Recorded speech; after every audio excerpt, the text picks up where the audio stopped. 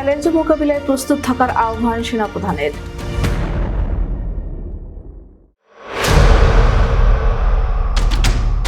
আধুনিক ও যুগোপযোগী প্রশিক্ষণের মাধ্যমে একবিংশ শতাব্দীর সামরিক চেতনাবোধকে সমুন্নত রেখে যে কোনো ধরনের চ্যালেঞ্জ মোকাবিলায় বাহিনীর সদস্যদের সদা প্রস্তুত থাকার নির্দেশ দিয়েছেন সেনাবাহিনীর প্রধান জেনারেল ওয়াকারুজ্জামান।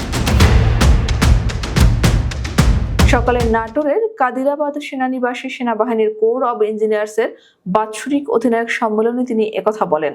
এ সময় কোর অব ইঞ্জিনিয়ার্সের গৌরবোজ্জ্বল ঐতিহ্য ও দেশের সেবায় কোরের অবদানের কথা তুলে ধরেন তিনি। জাতি গঠনে সেনাবাহিনীর উন্নয়নমূলক কর্মকাণ্ডের ভূয়সী প্রশংসা করেন সেনাপ্রধান। সেই সঙ্গে আধুনিক ও যুগোপযোগী প্রশিক্ষণের মাধ্যমে সক্ষমতা অর্জন করে একবিংশ শতাব্দীর কঠিন চ্যালেঞ্জ মোকাবিলায় প্রস্তুত থাকার আহ্বান জানান। তিনি এ কোরের প্রযুক্তিগত উন্নয়ন, গবেষণা, পেশাগত দক্ষতা বৃদ্ধি ও ভবিষ্যৎ পরিকল্পনা সহ বিভিন্ন বিষয়ে কথা বলেন। একই সঙ্গে তিনি স্মরণ করেন মহান স্বাধীনতা যুদ্ধে আত্মোৎসর্গকারী এএসসি কোরের বীর সেনানী সহ বীর মুক্তিযোদ্ধাদের। সেনাবাহিনী প্রধান এসএসসি কোরের গৌরবোজ্জ্বল ঐতিহ্য এবং দেশ মাতৃকার সেবায় এই কোরের অবদানের কথা উল্লেখ করেন।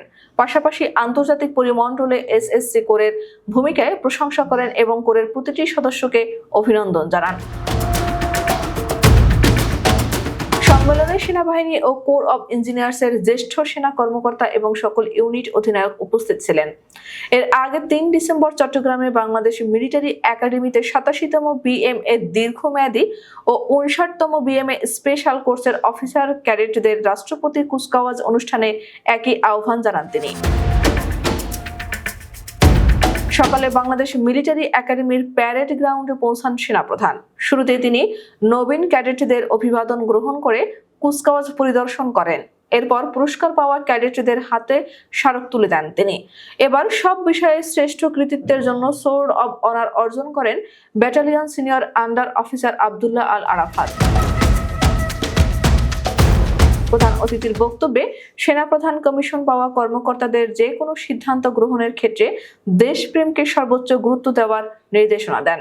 প্রত্যেক সেনা সদস্যের সাহসিকতার সঙ্গে সব পরিস্থিতি মোকাবিলা ও মাতৃভূমির স্বাধীনতা রক্ষায় প্রথম এবং প্রধান কাজ বলে উল্লেখ করেন তিনি।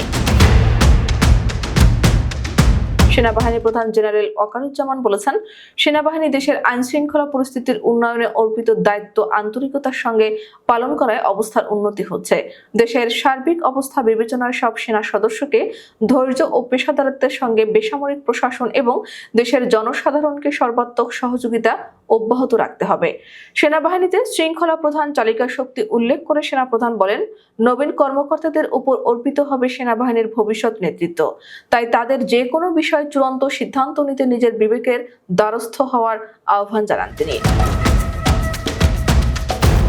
দীর্ঘ ৩ বছরের কঠোর সামরিক প্রশিক্ষণ শেষে এই মনোজ্ঞ কুচকাওয়াজের মাধ্যমে ৮৭তম বিএমএ দীর্ঘমেয়াদী কোর্সের সর্বমোট ২১৩ জন অফিসার ক্যাডেট এবং ৫৯তম বিএমএ স্পেশাল কোর্সের ১৪ অফিসার ক্যাডেট ও ৪ ট্রেনি অফিসার বাংলাদেশ সেনাবাহিনীতে কমিশন লাভ করলেন।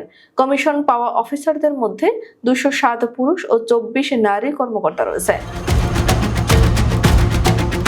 প্রধান অতিথি বিএমএ প্যারেড গ্রাউন্ডে এসে পৌঁছালে তাকে general officer commanding army training and doctrine command, general officer commanding ২৪ পদাতিক ডিভিশন ও এরিয়া কমান্ডার চট্টগ্রাম এরিয়া এবং বাংলাদেশ মিলিটারি একাডেমির কমান্ড্যান্ট অভ্যর্থনা জানান।